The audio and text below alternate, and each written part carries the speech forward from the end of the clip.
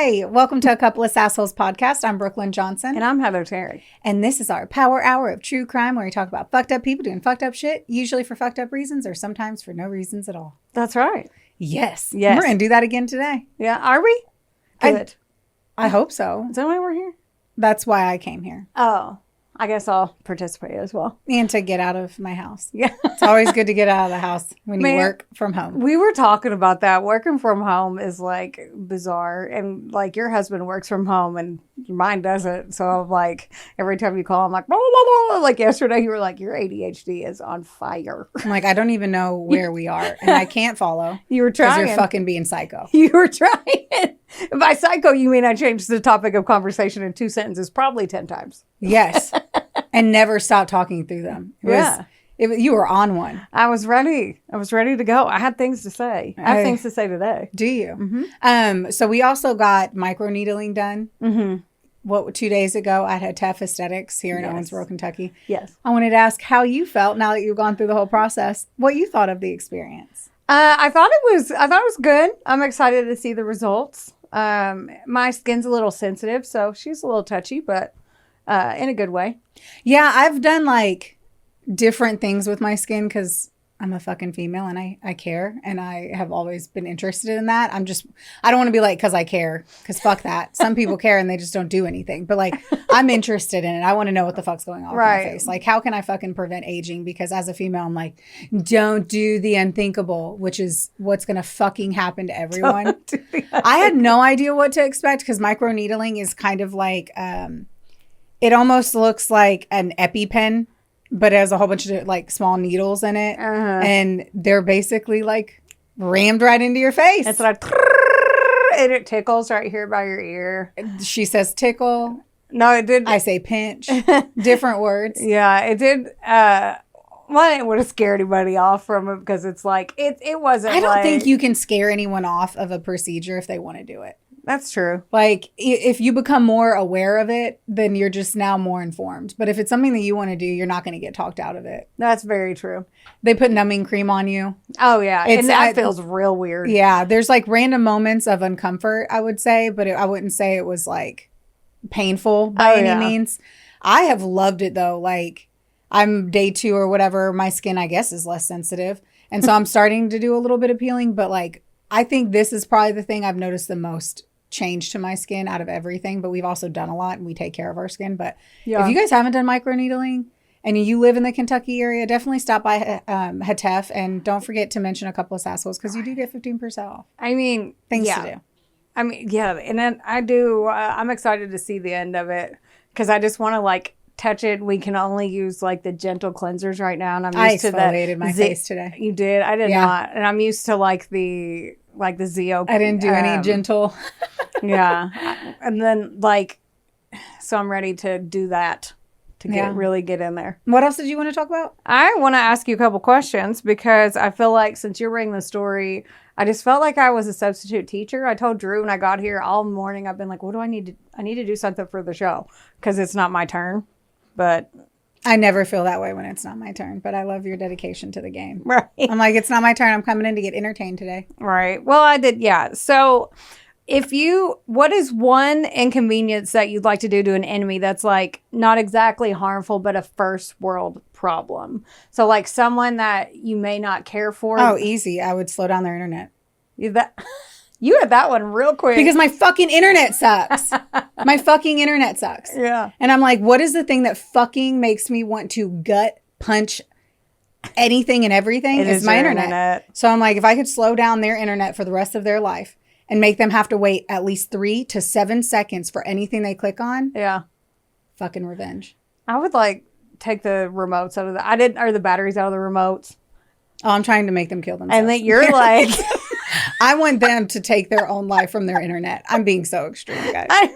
Please don't attack. It was a joke. Yeah. I don't know. That's what I was trying to think of. And the only thing I could think of is just taking the batteries out every single time they replaced them. Or just flipping them around so it doesn't work. Because you know how people like push it harder. Yeah. I'm like, we lose our remotes 24/7. So we've had them downloaded onto our phones for a long time. So I'm like, I would just go to that. Right. Okay. What would the title of your autobiography be if one of your exes wrote it? Oh, I don't know. Bitchy cunt.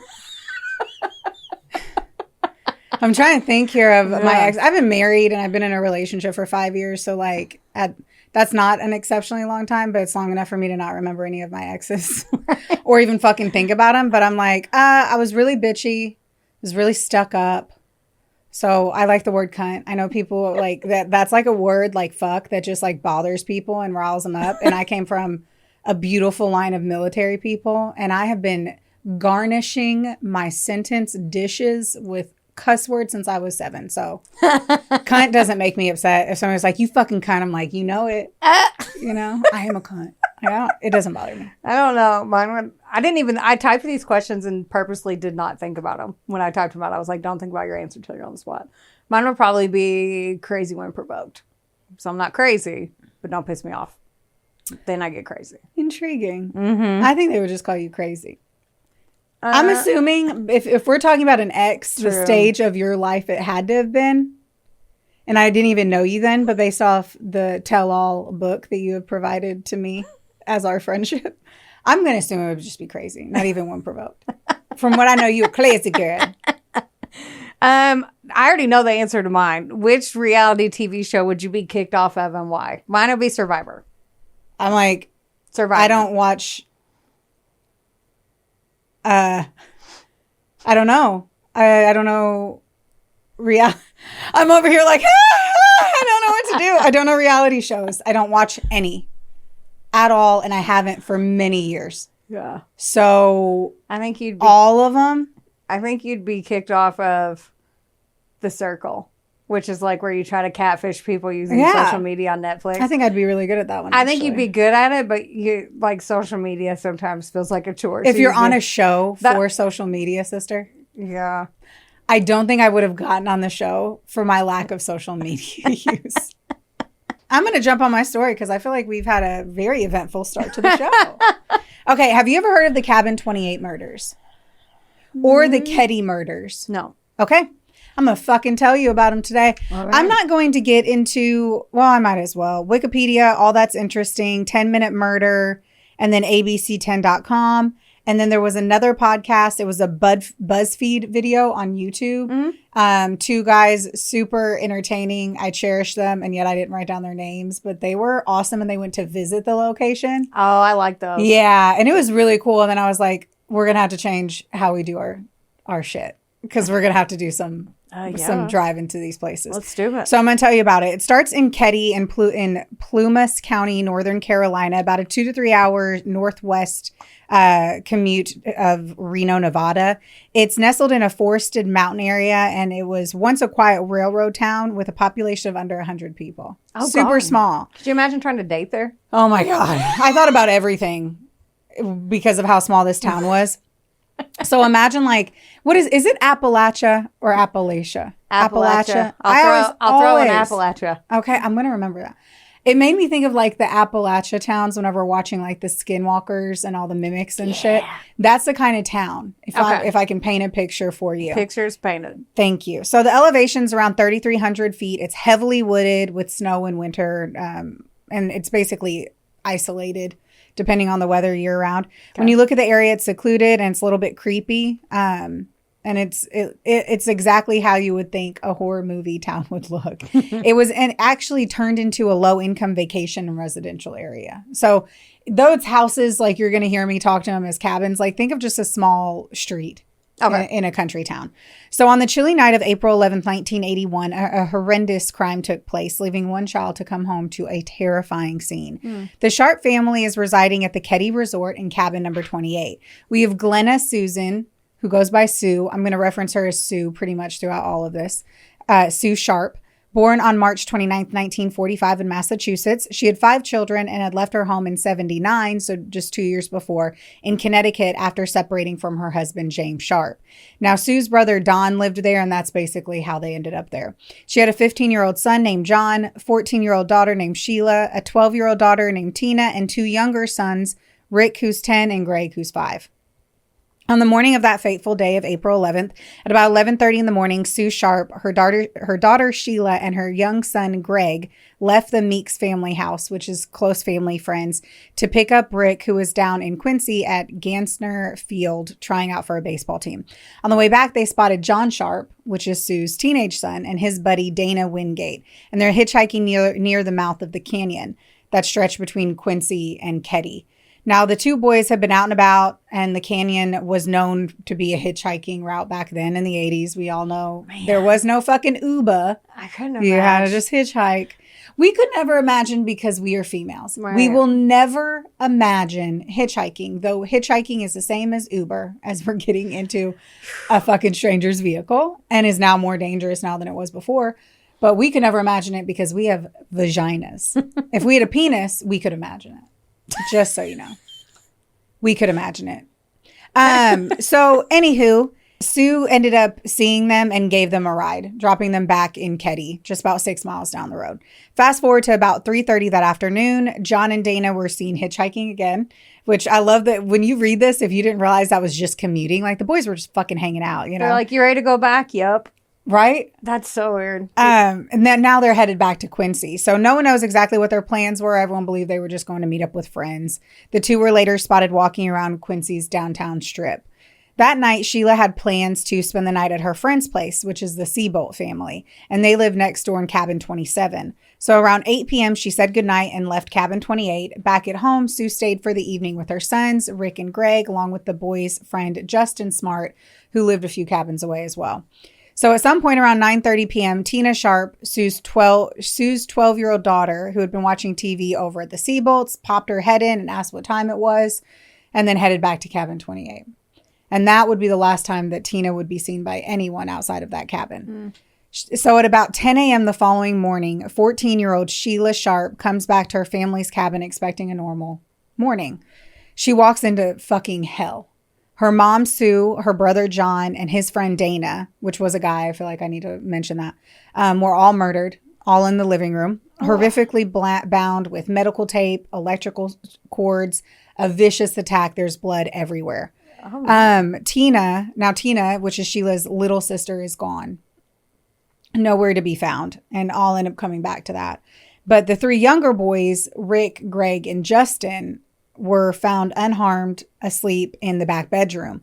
So Sheila ran screaming back to the Seabolts, and one of them actually climbed through a bedroom window to get like the guys out of the window so they didn't walk through the house. The murder scene itself is completely fucking savage. 2 knives and a hammer were found at the scene. 1 knife reportedly bent from the force used. Jeez. Blood spatter showed it all went down in the living room. Sue was found lying on her side near the couch, nude from the waist down, gagged with her own underwear, and a bandana held in place with tape. She had been stabbed in the chest. Her throat was slashed horizontally, deep enough to hit the spine. Oh, God. Another fucking terrible note is when her body was found, there was a imprint of the BB rifle butt on her head. She was hit so hard in the head with the butt of a rifle. Oh, jeez. John's throat had also been slashed, and Dana was manually strangled, though he had also had major head trauma as well. Both boys were beaten with what was believed to be 1 or more hammers. His ankles were actually tied up with electrical wire, and that wire was actually wrapped around John's ankles too. So the 2 friends were actually like tied together, literally. Mm-mm. When the autopsies came back, it was confirmed that Sue and John had died from the stabbing and the blunt force trauma, and Dana died from asphyxiation. Who the absolute fuck could have actually done it is the, like, keep in mind, this town is under 100 people. When I was watching that BuzzFeed video, they had said 66 people lived in that town at the time.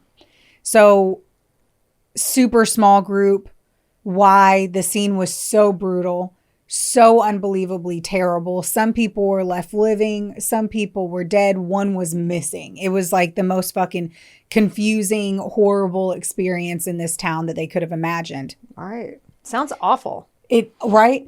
Now, Ugh. Unfortunately, this crime scene is going to be handled incorrectly. I hate. I don't know necessarily that the crime scene is handled incorrectly or if the evidence is handled incorrectly, but we'll untie those shoelaces together, shall we? All right, let's talk about some suspects. Who's the sussies?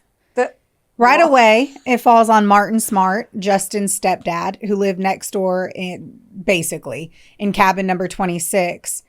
And he had just so happened to have reported a missing claw hammer the days like before the murders. He told somebody that, like, to the He cops? reported that this is what that he had reported a missing claw hammer the days leading up to the murder, which blew me the fuck away. I was like, okay, we're construction-y people. You guys are too. You guys fucking redo shit.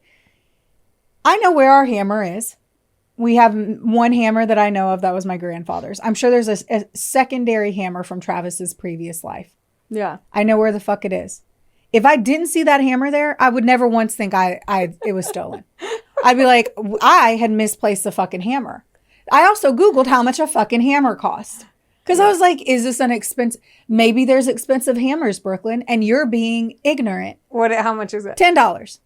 A hammer is roughly on average $10, unless you're getting a fancy fucking hammer. They don't have anything else going on. I guess 66 people, it's probably not popping off. So maybe he's like, you know what? I'm going to cause a ruckus. Where the fuck is my hammer? Because I know you're not, it's not him. You're saying it too early, right? It can't be him. I don't think he did it. I don't know. I don't think so. I'm gonna die. I just am still blown away that he fucking did this in the first, like that he called in a fucking missing hammer. I know. Could you imagine getting that call? I thought about it ma'am, too. do you want me to call in the FBI? I say this, but then I also look at the photos and you'll see the cabin. Like it was a low income area. And I'm like, maybe that was like, I'm still like, oh, it was only $10. Well, when times are hard, $10 is a lot of money. Right. So I get that. Teach their own. Hey, they put the police scanner they used to here in the paper, and somebody called in and said that somebody stole a taco out of their house. Like a taco was stolen out of their house, and it made the newspaper here in Davis County, Kentucky. Yes, that is riveting. I'm like, that is news. I know, but you're. If I've ever seen something worthy I of just being... think it's so stupid. That's what I'm saying. Yeah, like I said it and you go, yes. Yes. Yeah, like that's our... That's leave it to Heather to take it as me attacking her and not just purely stating that is the news that we have in our area. Golly. Okay, anyway, he also allegedly was a wife beater. Oh. Martin was. So now after Sue had started over after what was likely, I don't know if it was a divorce or if it was just separated or how important divorces were in the world's grand scheme of things. Like, did people have to get divorced or did they just separate and live separate lives and then wait until somebody wanted to shack up with somebody else? And I was like, I guess we'll get a divorce. I guess we'll do it on paper. If you want to marry Helen. Right. From cabin 12. Right. She has multiple hammers. It felt a little bit like Twister, like I'm about to marry this new bitch. I really need you to sign these papers. I don't know what the case is, but because she had left Massachusetts or Connecticut, whenever she came over to Keddie, she was there and she was being supportive to Martin's wife, Marilyn. So while Marilyn was considering leaving him, she was helping her through maybe what could have been the process of getting a divorce. If you've gotten divorced, it's a huge fucking process and you need a fucking group of people there to help and support you. And so from my understanding, Sue was that to Marilyn, who was Martin's fucking wife. So Martin was also friends with this guy, Bo, who was a naughty little nugget. He had ties with organized crime, not the disorganized type, Heather. I know. Why do they say that? But you have to be organized. Organized crime is the mob. Crimes, right? Right. Well, no, you don't. No. I would assume it would organized take crime is anything that's like under a business, like mob related. So it's organized crime is the mob. So he had ties to organized crime and he had a criminal record. Obviously, you don't get to do that without having a nice little rap sheet under your name. And he swooped into town right before the murders and then dipped right after. This guy's name, and I love how I just say Bo. I wonder if I skipped a page. Nope, I didn't. I should have double checked. Well, I didn't put his last name, which shocks me. And the reason the guy's name is Bo Beatty. And his last name And his name just fucked with me this whole time. But he's the thing that stood out to me in this whole thing was this dude's name, which was Bo Beatty. Was it short for Bocephus or something? Like, because that mom must have been like, I don't care, just Bo, make it right. That was his nickname, was Bo. Okay, but his last name was Bo Beatty. So he was referenced as Bobo Beatty, which just fucking fucked with my head. Anyway, so that guy was super suspect. And then there was another fun fact for Fun Fact Thursday is that the sheriff, Doug Thomas, was reportedly friends with Martin Smart.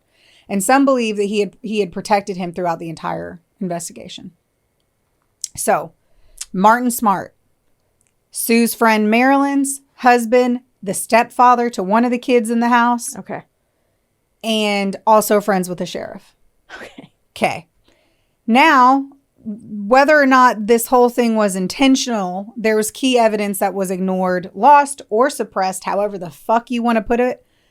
Evidence was hidden. Really? Is the way I'm going to fucking say it. Because there's no other way to explain why the things I'm going to explain to you happen unless someone intentionally chose not to look at it. Yeah, because your first thought would be that it's such a small town, they're not used to it.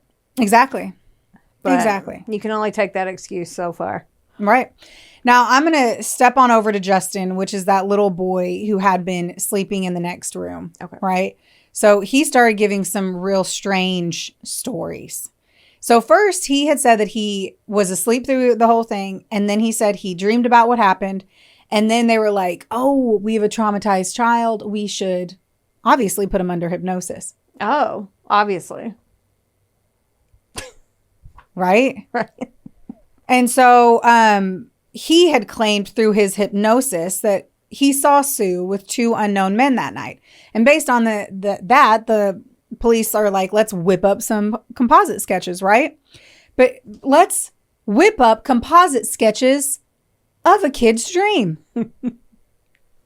We should use that. Right. So then they're like, well, let's hire an artist. But they don't hire an artist. They hire this guy named Harlan Embry, who had no artistic training. He wasn't from the FBI. Who was He this wasn't guy? a DOJ sketch artist. He was just a fucking dude who volunteered. I can't make it up. Who volunteered to fucking draw. What the fuck? I just picture a person, like a guy at the fair with a stool doing caricatures. Oh, you would wish. You would Like- fucking wish. Here's the moment. Insert the composite sketch. I'm going to show right the here? photo. It's right I here. want to see it. I'll show you it.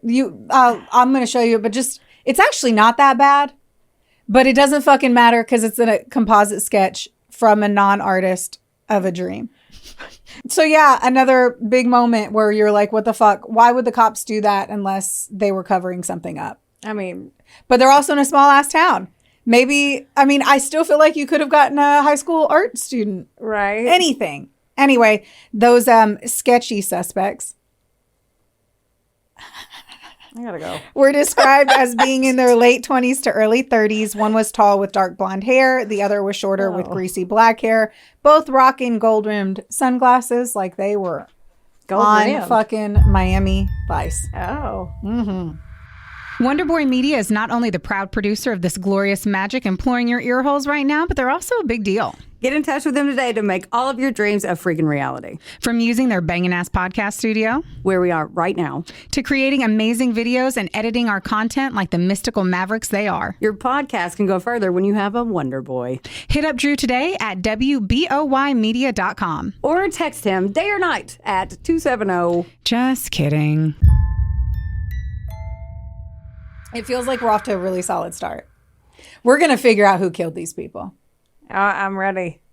Of course, because it was the 80s and spooky as hell, people are like shouting rumors. They're fucking flying around like dicks in a strip club. And they're like, I know. And they're like, was it a ritual killing? Like, is this cult? Is this a drug hit? Like, what could it be? And basically, the cops are just like, no, it's calculated murder. And it's like, okay, but does that mean then that they ignored any other lead? They could So have. like one thing too is they were like, no, it wasn't. They were so quick to shut down drugs in the mountains with crime boss mafia. I love that you're I just cutting your own self out. Want to say, that this is suspect. All of it is suspect. And yes, that was me cutting myself off. It's cutting myself off. So there's a cover up. Like there's a cover It up. sounds like they got tunnel vision or they covering something up. Right. And then of course, as I put up on the shelf and acted like didn't happen, Tina went missing. Oh, Tina yeah. was never found for, well, I say never found for years.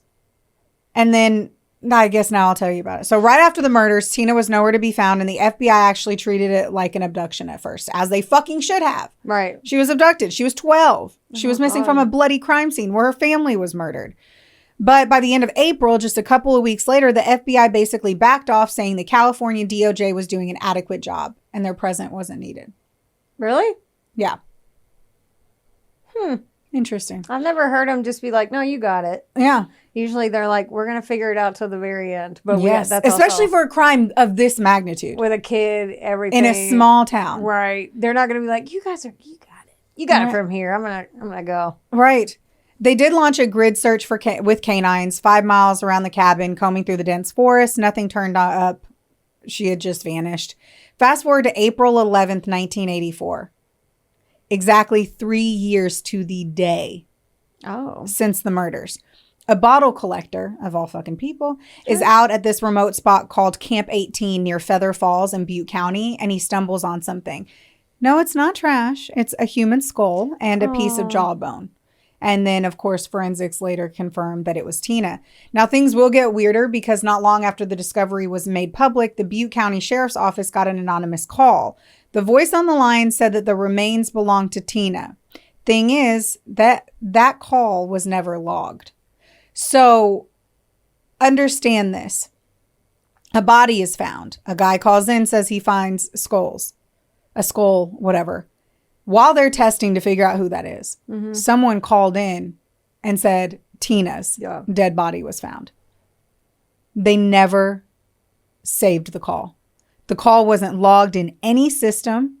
It wasn't saved. It wasn't addressed. They didn't follow up. There was no report on it. It was just gone. Why? Well, sister, if I could tell you those things, I would be making a lot more money. That is, of course, until decades later when someone was going through the old evidence boxes, like bottom of the barrel storage, they found that tape. Really? So there was no report of it. They didn't catalog it. It was recorded. It was pulled from whatever and placed in a box.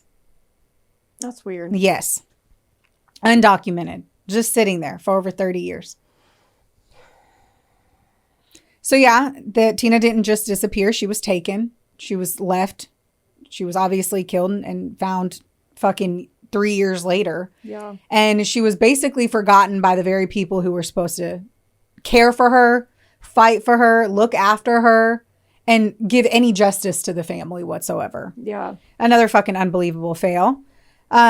Which is where we are now in this case. This is where things are going to continue to get maddening. So at the time of the murders, the sheriff was Doug Thomas and his deputy was Lieutenant Don Stoy. And these guys, they were stumped. Straight up said they couldn't figure out a motive. Lieutenant Stoy told the Sacramento Bee years later that, quote, "The strangest thing is that there is no apparent motive. Any case without an apparent motive is the toughest to solve," end quote. And I'm like, dude, I get it. That would make sense. There doesn't seem to be a reason. There wasn't any robbery. There was no revenge. It just seemed like it was pure cruelty, which makes it hard to understand what happened. And it's the scariest kind. Now, there was also no signs of a forced entry. The detectives did find an unidentified fingerprint on the back staircase railing. So someone came in quietly, maybe invited, maybe not, but they knew how to leave and they left just as quietly. Like, this was the 80s, right? 80s, 81. So that's like, I mean, even in the 90s, people would be leaving them doors unlocked. Oh, 100%. And I'm sure they did where they lived. I mean, they I'd be knew shocked that they didn't. everybody. Like, if someone opened their door at 7 a.m., they'd be like, "Damn it, Carl, I told you not to come over till 8. Well, Like, and somebody just busts in. One of the important things and why I explained what was happening the like 24 hours leading up to it was just the normalcy of it. Like they lived on the street, and because they were isolated, everyone was talking to everyone. It was jumping from cabin to cabin, house to house. Like, Right. it was active. Mm-hmm. People aren't just running into my house at 9:30 checking the time, you know, like it was an active space. Yeah, it's like a commune, but not. Right. Yeah. Now, another thing too was that the phone was off the hook. The lights were turned off and all the drapes were shut. So whenever this happened, they then closed everything Oh. so that you essentially couldn't see it in from the house, what had happened inside the house.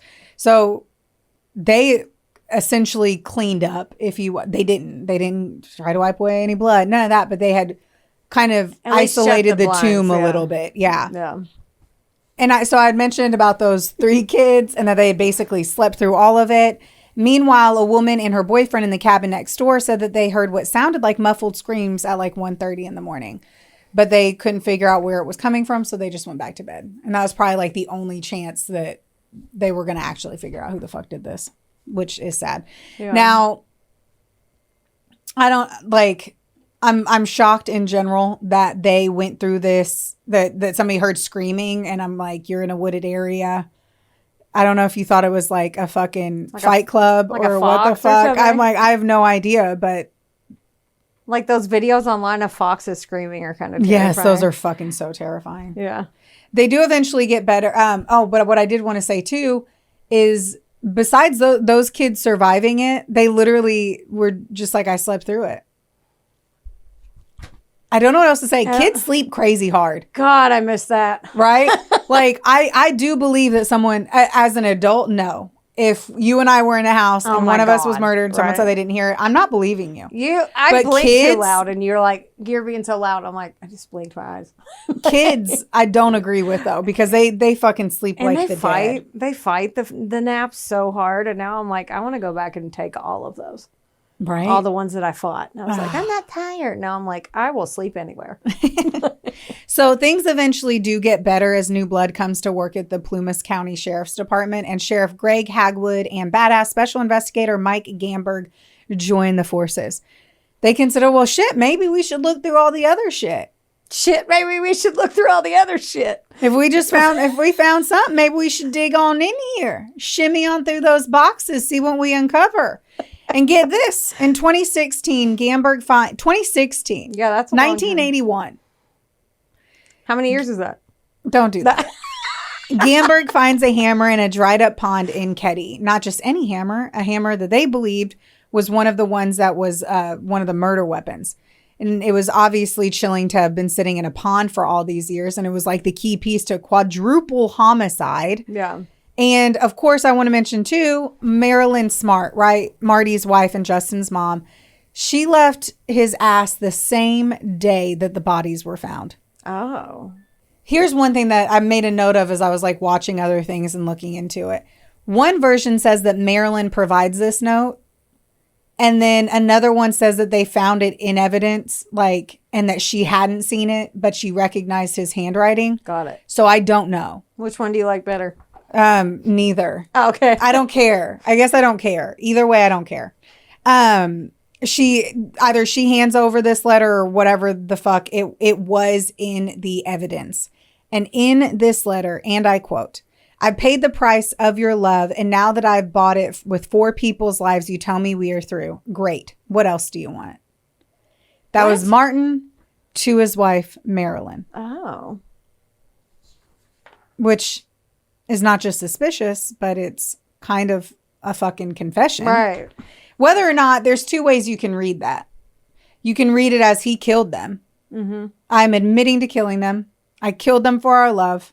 What the fuck else do you want? His nonchalance of what more do you want makes me chuckle. What more do you want? What do you want from me? I'm just over here, Marty. Just trying over to here do- murdering people. Just murdery Marty. Right.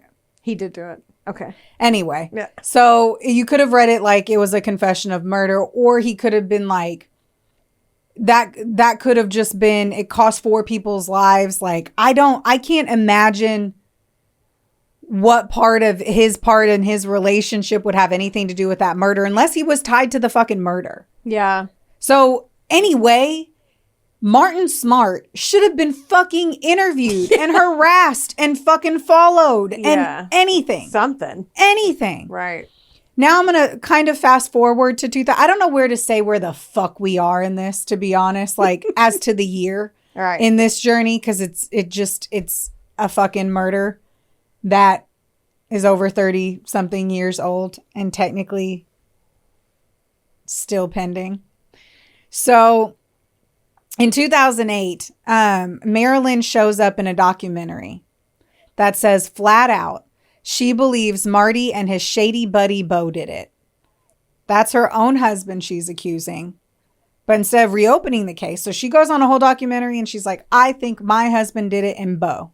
A documentary about this case? About this case. And she says that. She says that's who I think did it. In 2008, that Sheriff Doug Thomas was still in charge. And obviously he didn't reopen the case, which is what you would fucking do. Why usually. would you not? Oh, no. He goes, nah, Martin passed a polygraph. It's not admissible. Right. So another interesting thing is, so they say that the sheriff was friends with Martin, right? But then Marilyn's like, no, we were not friends with him. That same sheriff says that they had met and were doing couples counseling with him. Marilyn's like, no. And then everyone else that I'm seeing all of this are like, why the fuck would a couple go to a sheriff for fucking marriage counseling? And when we're all grasping for straws because we're trying to make sense of this fucking bullshit that is this story. Yeah. You're like, oh, well, maybe because it was a small town and that was the only person that they could talk to. Or he was like a mentor. Or we believed in his great love of God and his ability to spread hope. Or fucking any of that. But pretty much Marilyn's like, no, we did not go to him for counseling. No, we didn't know him. We weren't friends. We weren't friends with him. We were not chummy. I didn't tell why I hate Marty. Right. None of that shit happened. Right. So I don't understand. That's bizarre. That's like Ron White has a joke about how he flew into a tiny airport. Then he was like, I flew into the airport hair care and tire center there. Like that's what. Yeah, I don't. He's the sheriff, the therapist, and also the barber. And if you need your oil changed, she'll do it after couples counseling. Why not? That's right. Why fucking do not? it in the car like you're at Valvoline. Just roll the windows down. Right. Tell them about your problems. Okay. I'm letting you find your spot. I got my spot and then I lost it. And I was like, I'm going to keep trying to figure out what Heather's saying. And then I was like, she kept going and then I didn't know what else to do. And guess what the Department of Justice did when they heard this back in 81? Nothing. They did nothing. They said it was hearsay. So even whenever she had done the documentary, talked about it, they did not. This was back when it first originally really happened. They still didn't go and ask Martin or do any of it. Even just grab a coffee with the guy and be like, hey, let's just talk about it one more How did time. no one see that the sheriff wasn't doing his job and have him like knock him down Were and they bring in the scared? FBI? Have the FBI? How would anyone be afraid of a sheriff in a small town? But you know what I mean? Yeah. That means that every other person in every other channel of the justice system didn't just give a fuck enough. Like they're probably like, oh, they can fucking figure it out. They'll do it. That's bizarre. I'm like, are you even fucking trying to do your job? Or are you just being a stupid fuckwad? Sounds like I just feel like no one's latter. fucking trying. I get so annoyed when people don't try. Just fucking try. Okay. So here's the theory that got the most traction. Buckle the fuck up. Because this is one this one got my goose. Is this worse than the owl? No, I actually think this is what staircase? happened. Oh, okay. This could have been what happened. Or this is a complete fictitious thing and it's just juicy to tell. Okay. So picture this. We got Marty. We got Marty Smart. His wife, Marilyn, and Sue Sharp are caught in what's basically a small town love triangle. Triangle. Are you ready? Okay. So yeah. word is Marty and Sue were fooling around. And at the same time, Sue was telling Marilyn to get out to leave Marty's allegedly abusive ass for good. Oh. And really, she's fucking him. Maybe, maybe not. And then Marty finds out, and he wasn't just mad, he was fucking murderous. So he brings in his buddy, Bobo Beatty, a man with deep mob ties and a violent history, and who had only been living with the Smarts for 10 freaking days before the fucking murders went down. Oh, yeah. Yeah. And then leaves town. That's not suspect. Right. Now suddenly Sue's dead. Marilyn packs up and leaves Martin the same day the bodies are discovered. And the boys in the next room, including Justin, Marilyn's son, are left unharmed.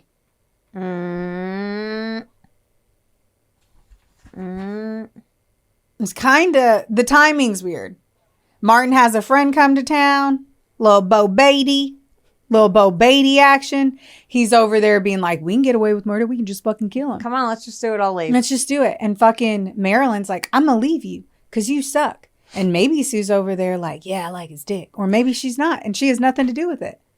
That's what I don't understand still is like how Sue was killed in it. Like, why was Sue, unless like Marty was mad because he's like, I'm fucking Sue, but she's telling my wife to leave me. Well, wouldn't you want your wife to leave you if you're abusive? Or then you get to be with your mistress. Or maybe, I don't know. That's one of those that could go either way. Because sometimes they're like, I want to get back with my wife. And then she's like, I'm going to tell, like, she could say, I'm going to tell her what's going on. Then he's like, the fuck you're not. Because you're going to blow my life up and I'm going to try to fix it with her. Maybe he cut her off. Maybe. I don't know. But then it's like, poor John and Dana. They were just like caught in the crosshairs because they were in that room. Mm-hmm. That's what you have to like, was Sue the only target and the other two kids? Or maybe they tried to What happened with them? Tina? Why did they take Tina? Why did they take her away? What happened to her when they took her away? Sad. Like, I don't understand. I don't know. I don't know either. So we can't forget about Marty's bizarre handwritten note that said he had killed people. But it doesn't stop there. When the case was reopened in 2013, investigator Mike Gamberg and Sheriff Greg Hagwood started to dig deeper. Finally. Our fucking winners, Mike and Greg.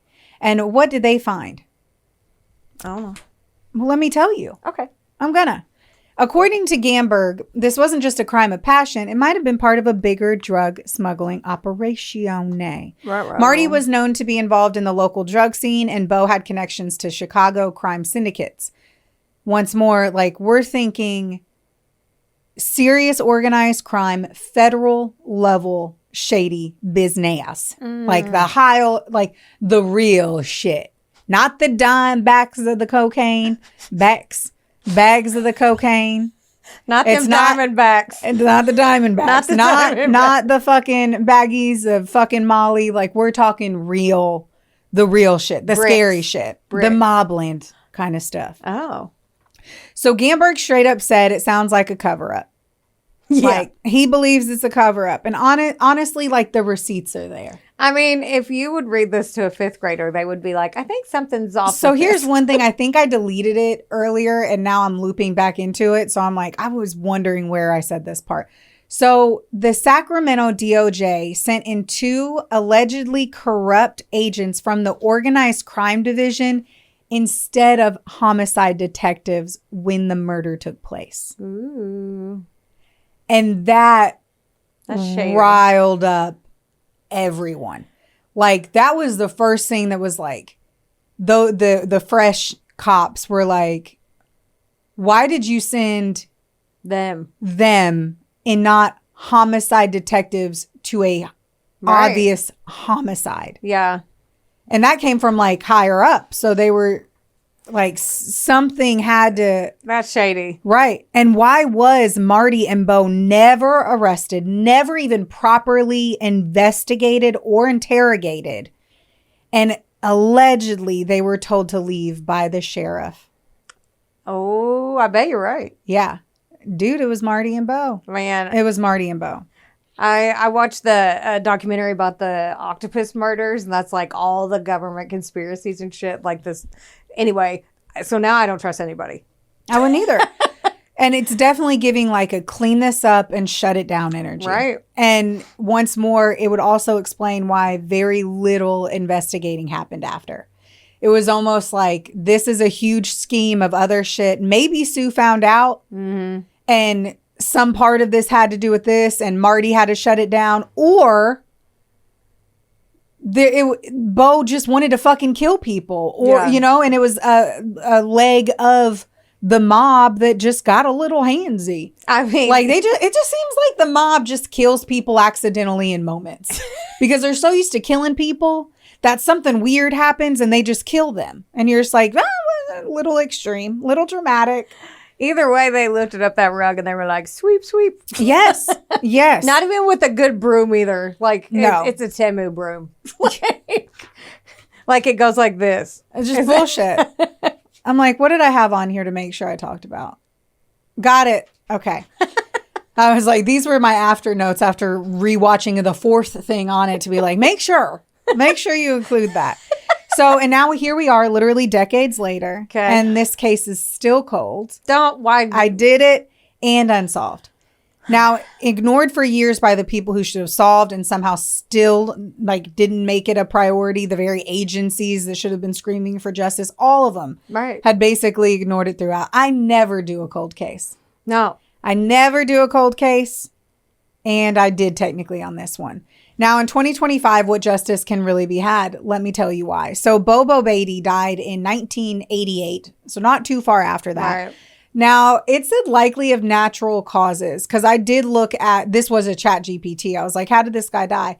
And it even said in chat GPT, it's frustratingly, what's that word?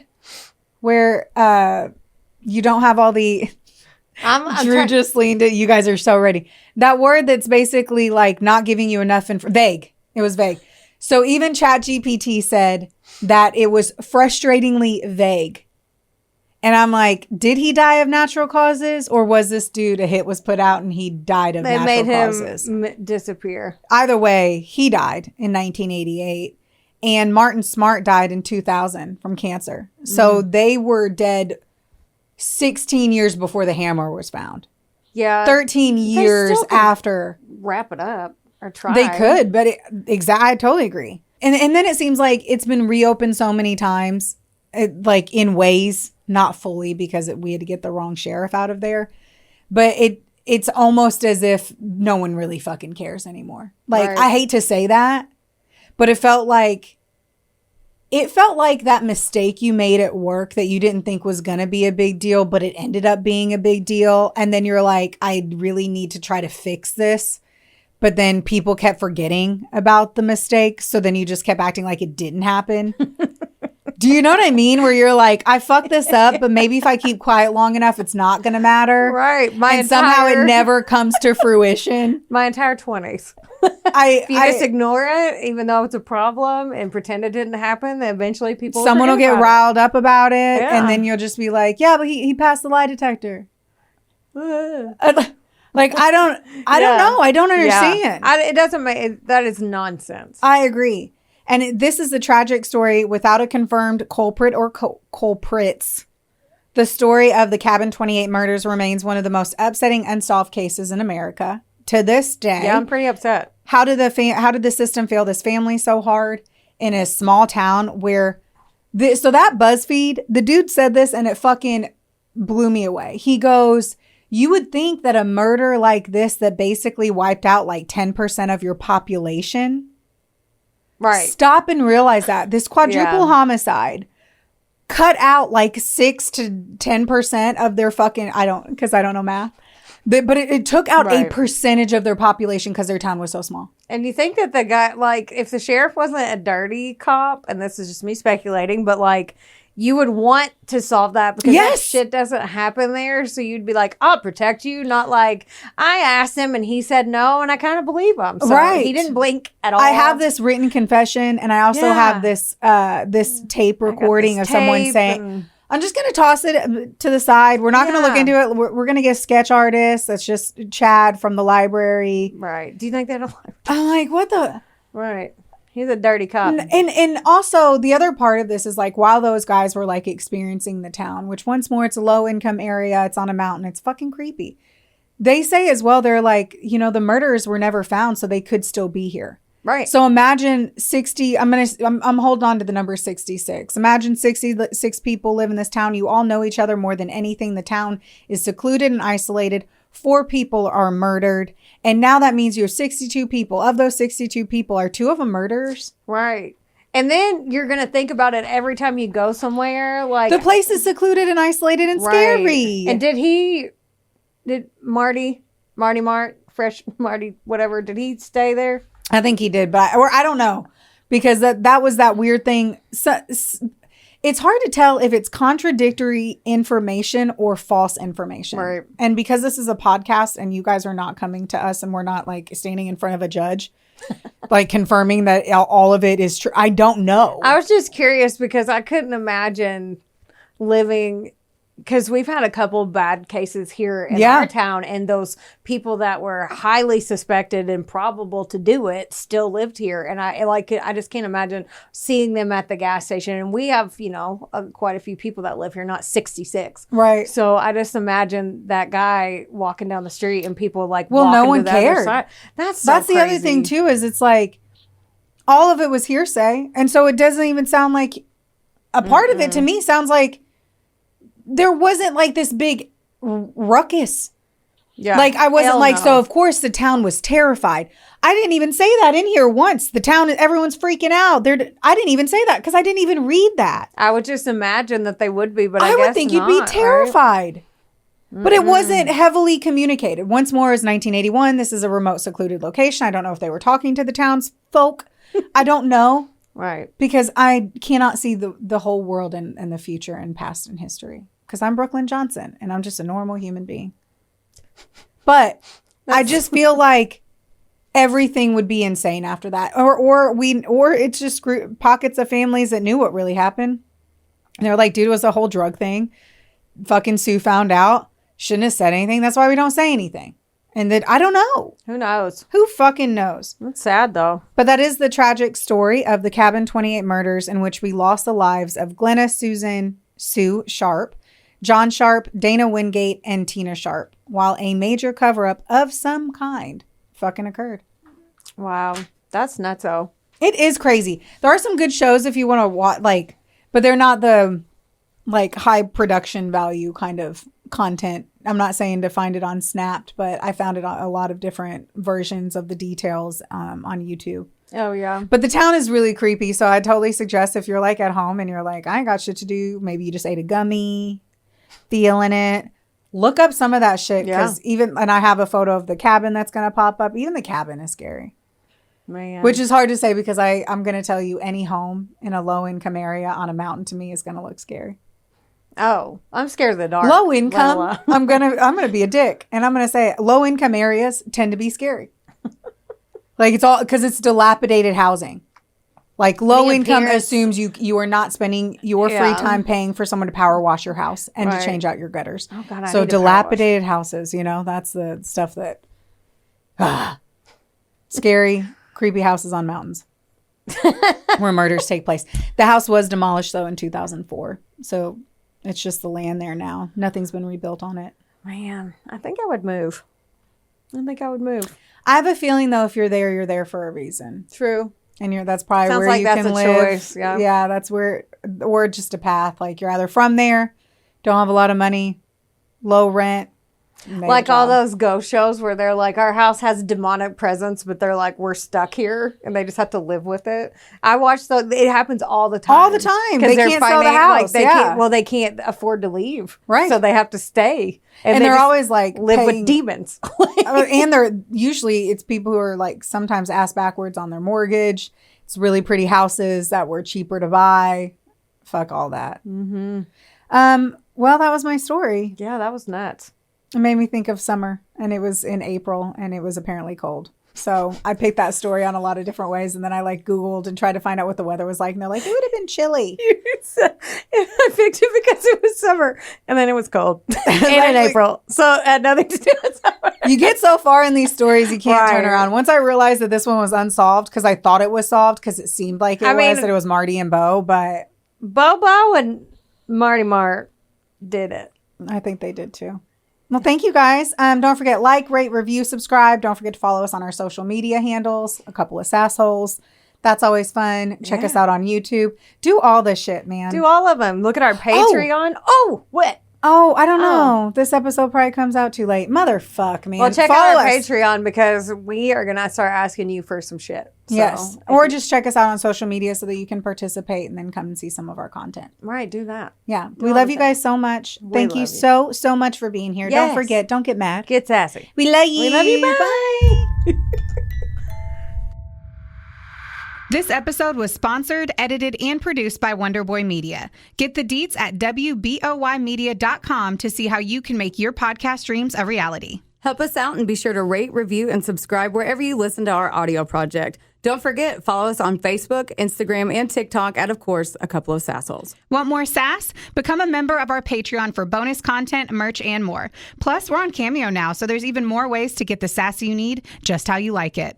As always, don't get mad. Get sassy. Theodore, can I pet that dog?